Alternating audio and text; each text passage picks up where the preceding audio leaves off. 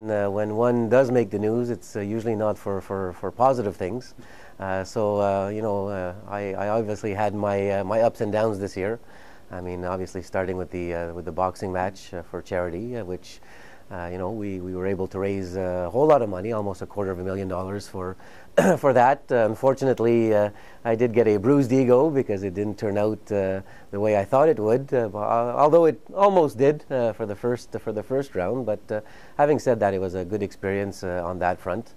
Obviously, there was the incident where I called a reporter a name I should have never have done. Obviously, people who do know me know that I'm not about that. I've never hid the fact that I did go through some personal issues this year, and I just my blood just boiled at one point, and I probably made my biggest political mistake since I've been involved in both Aboriginal and mainstream politics. But that's water under the bridge, and obviously now we have a situation where there was a news story that, in my opinion, was a drive-by smear. The news story didn't cover and offer all the facts, unfortunately, and I had my day before the subcommittee on internal economy last week, where I did provide the facts necessary and needed to prove that my primary residence is in fact in Maniwaki, Quebec. I knew I was going to be a target from day one. I was appointed at the age of 34, a very young senator, the third youngest in Canadian history. And so that fact alone, and the fact that perhaps I'm also, I hate to say this, but perhaps the fact that I'm also Aboriginal, people don't like the fact that we have Aboriginal people in the Senate that have a pretty powerful voice, or can have a pretty powerful voice at times. And so I've always known I was going to be the target, and that's fine. I mean, being the younger senator comes with that role and responsibility. Unfortunately, everything negative that has been said about me since my appointment has never been proven. And so I still look forward to the day that, regardless of the allegations that swarm out there by different media sources or any other individuals or groups, that they actually provide the truth and the facts to back up their allegations. People who know me know that I'm a very, kind and caring person, and this is not a PR stunt. I am who I am. People will try to smear me.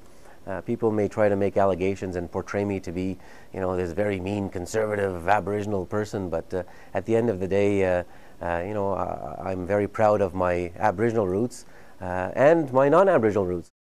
I think it's the right of any group across this country to protest and to try and get the attentions of different levels of government to have their issues addressed. But I feel that there is a lot of misinformation and fear-mongering that's occurring across this country, because there's been a widespread opposition to Bill C-45, for example, which is obviously the budget bill, the omnibus bill, which does include minor amendments to the Indian Act in terms of land allocation.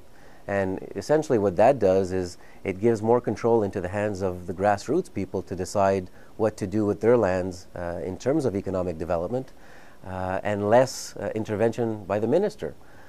So there is a lot of opposition, it seems, to Bill C-45, but the First Nation citizens that I have asked if they are aware of exactly what it means, they really can't formulate a justifiable response except to say that they oppose it because they believe it goes against Aboriginal and treaty rights, which is not the case. Right of, like I said, it's the right of First Nations people to protest, to try and garner the attention of governments. But I'm not sure if this specific bill is the hill to do it on. Well, I hope that we're talking about my rematch with Justin Trudeau, and a first-round knockout like I was wishing in the Brazeau Trudeau one bout. But I don't think that's going to happen now, unfortunately. But I'm always open for that. But I think that we will be discussing some positives in terms of on the Aboriginal agenda. I think that there will be some sort of movement on addressing the issue of missing and murdered Aboriginal women. So I'm going to continue that. Obviously, the report of the Senate Human Rights Committee on the rights of First Nation citizens will be tabled at that time. So I think that there's going to be some strong recommendations for the government of the day to take a look at.